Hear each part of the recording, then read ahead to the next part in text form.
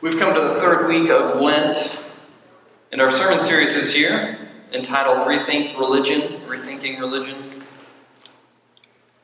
as we take a look at some of the basic concepts and take seriously God's call in the season of Lent to reflect on deeply our own commitment to these values of the Christian faith. We come to one of the most known values of the Christian faith this morning. We come to the value of grace. And if you have even gotten near a church, at any point in your life, you've probably heard the word grace.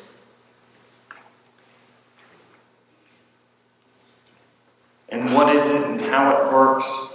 And usually we don't get into those hard explanations of what it is and how it works. Usually it comes down to that God's grace is enough. God has grace on you. And specifically because we glaze over the hows and the whys of grace, I want us to take a look at this this verse from Colossians this morning, verse 12 of the third chapter, as the writer is urging the people. Therefore, as God's choice, holy and loved. He's naming the people. This isn't a general declaration to all of creation saying, hey, all of creation, everyone that's ever existed, listen up, do these things. He is singling out the people of the church, all of us, and saying, holy, loved, choice people of God, clothe yourselves with these things. Because like I said with the children, clothing ourselves in something really does say a lot about who we are and what we do. I remember, and I want to invite you all to remember your time too, way back in my college days. Really wasn't that way back for me. Some of you might have been a little farther back than me. But I want to invite you to go back to those times. And in those times, what you were studying, what your major was, said a lot about you. Or if you were working instead of going to school, what you were doing for a job said a lot about you. You would go out to we'll call them social events. And in conversation, it would come up, well, what are you studying? What job do you do? What do you do? And you would begin to tell them, I'm studying business. I am studying undecided, which is very popular. It's all the rage these days. I am studying this field, that field. And people would begin to build assumptions about you because of that. And I can tell you, from a very firm example, people would base a lot of how they interacted with you on those assumptions they built upon what you studied or what job you were doing. Because I would go to these social events, and we would be talking, and we'd be having a good time, and then someone would turn to me, and it is the one question I learned to dread so much. Well, what are you studying? What's your major? And I'd sit in the corner, and I'd say, free seminary. And they'd say, what? We didn't hear you. Religion free seminary. Because if I said it, which I would a third time, we still didn't hear you. What is it? Religion. Emphasis on pre-seminary studies.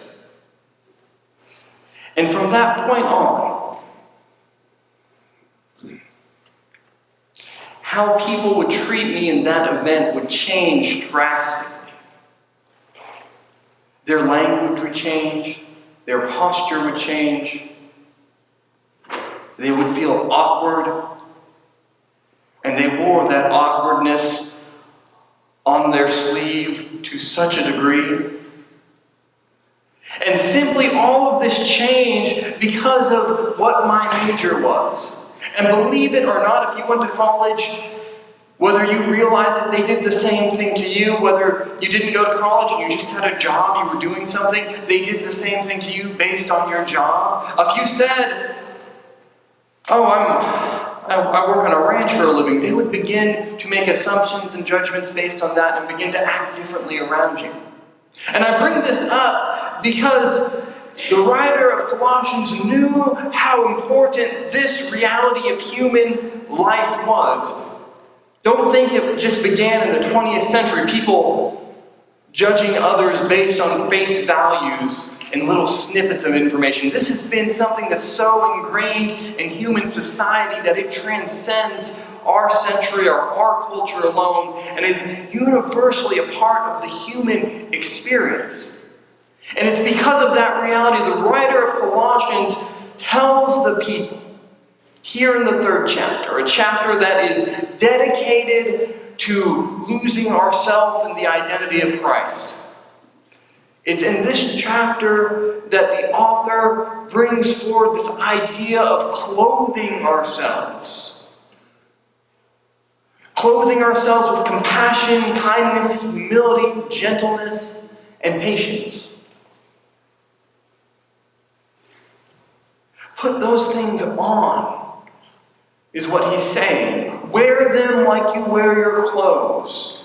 Let them be that bit of information, like a major or like a career path, that people judge you by when you go out in the world. Clothe yourselves in these values. Let people begin to form assumptions because of your kindness. Because when they know they interact with you, they're interacting with someone who's patient and gentle. Clothe yourselves in humility that people, when they work with you, know that you lack that pride that controls and eats away at people's souls. Clothe yourselves in these things, and you will discover the how and the why of grace. Remember, I said earlier, a lot of churches like to say that God has grace, or you have God's grace, or God's grace has saved you, but they don't talk about the how and the why. In this passage from Colossians, it lays out specifically the how and the why of God's grace. God's grace, an unmerited gift that we didn't deserve or ask for, brings us into salvation and relationship with Jesus Christ, but then it allows us.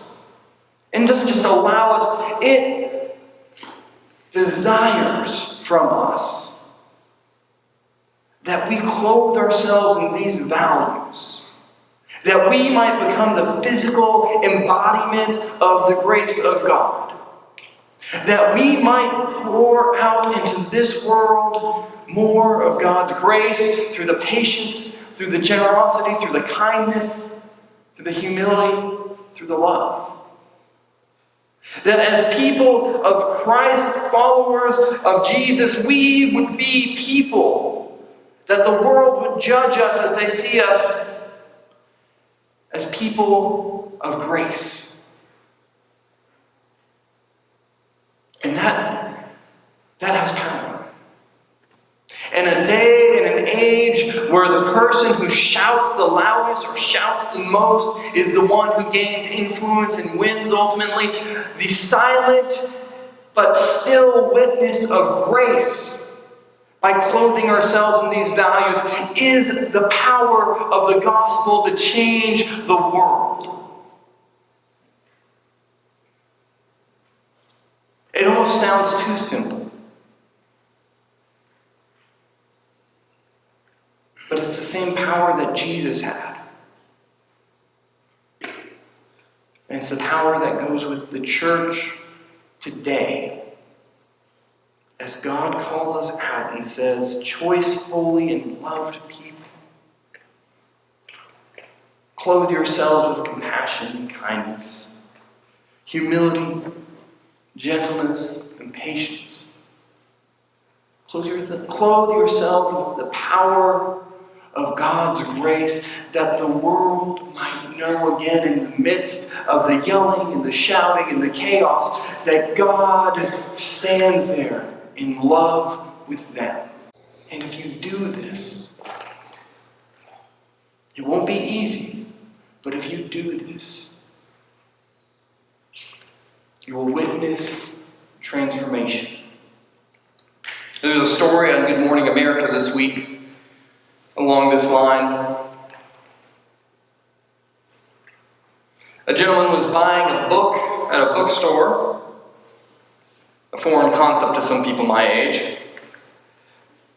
And in that book, he found a $5 bill with a little note on it. And the note read, "Please accept this gift in loving memory of our grandmother, who would take us to buy a book of our choosing every Christmas. She instilled in us a love of reading, used this money towards a new book purchase. A grandmother whose grandchildren lovingly referred to as Oma suddenly passed away a year or two ago.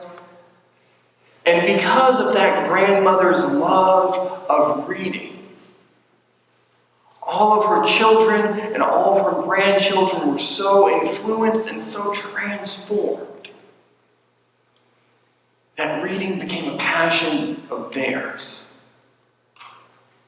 And so when she passed away suddenly last fall, to honor her, the family printed out these little cards, affixed $5 bills to them, and hid them in books in different libraries and bookstores. And as people opened them, they would see that note and be encouraged to follow the same passion that this grandmother had.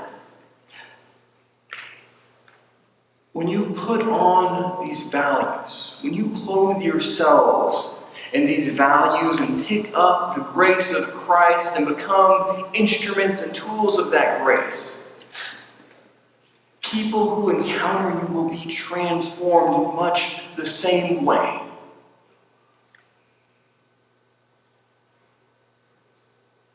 They will be transformed to the point that they want to follow after the source of the grace that flows through you. They'll be inspired to follow your passion. They'll be inspired to find Christ, who's searching for them. So I encourage you in this season of Lent, ask yourselves as you look at this verse, are you clothing yourselves each and every day in compassion? Do you put on kindness? Do you wear humility and gentleness? When people see you, do they see patience?